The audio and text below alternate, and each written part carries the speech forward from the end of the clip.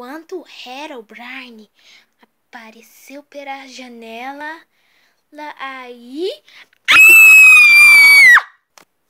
Calma, Thalita, é só uma história.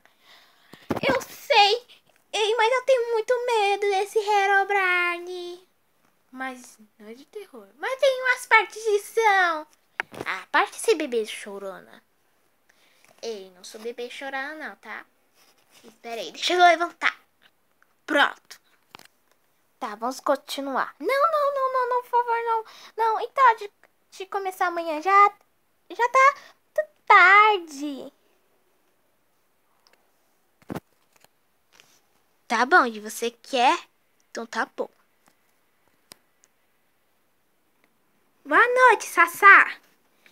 Boa noite, Thalita. Desculpe, gente. Desculpe, meninas, quase que eu tava com dor de garganta.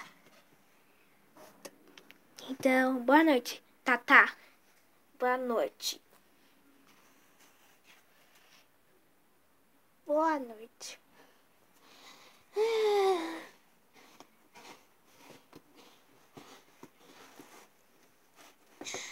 Até a Lala tá dormindo aqui, mas tudo bem. Mi, mi, mi, mi, mi, mi, mi.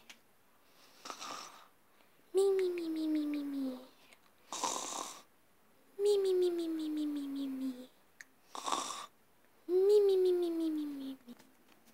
Ai, meu Deus do céu. Ai. Ai, meu Deus do céu. Ai. Céu, essa luz tá acesa. Eu não consigo dormir. Eu vou apagar. Ai.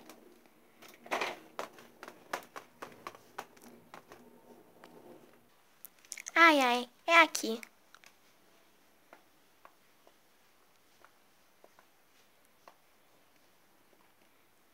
Eita, não consigo apagar. Eita. Prontinho.